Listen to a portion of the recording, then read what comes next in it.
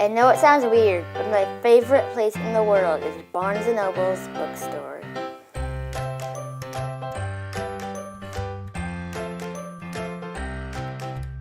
I know just where to go. It's my favorite aisle. Finally, I found the perfect book.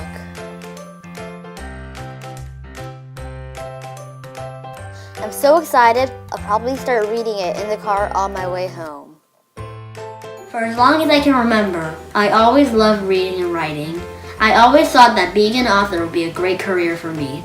That's why I was excited to be able to talk with two professional authors about their job.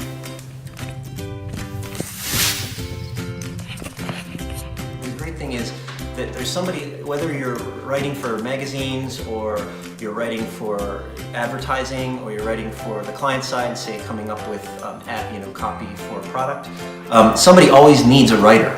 And I think what's great is if you've got really good skills as a writer, then you learn to be very persuasive and your words can actually make people react or act, and that is a real advantage in life. It can be used in so many ways. I suppose the advice I'd give someone who wants to be a writer is, first make sure that is what you want to do, and I assume if you've already decided that you do, it's probably because you like doing, for example, book reports in school as opposed to a math test, or writing short stories, or that type of thing. That's how it was for me, and then what I did is continued to go down avenues that made me write more and more. So, once I got to high school, I would write for the school newspaper. And so I guess, the obvious is to keep writing, but it's also to kind of try different writing avenues and then see what sticks. You might learn that you'd rather be in journalism than advertising, or you might learn that I want to be a novelist. I have all these ideas in my head and I need to put it into a book.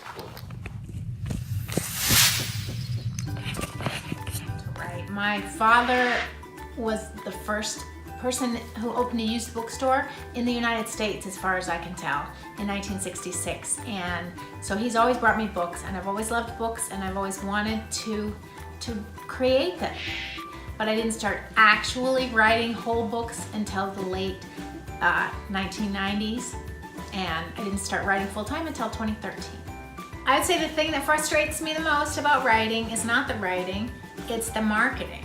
The trying to sell the book to as many people as possible when I'm just sitting there going, oh, I have this story, I think it's really fun, I think it's a good story, I think people would enjoy it, but how do I get that out there? It used to be that the publisher did that, and when there were all big publishers and they would send you on, signings and book tours and all this great stuff that just doesn't exist in today's day and age.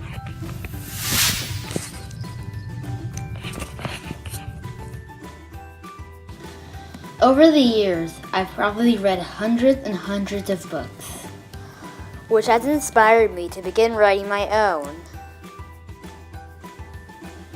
I know that being an author is not going to be easy, but I love it. And when I get older, I want my career to be something that I really love to do. I've learned a lot about being an author, and I think I'm ready.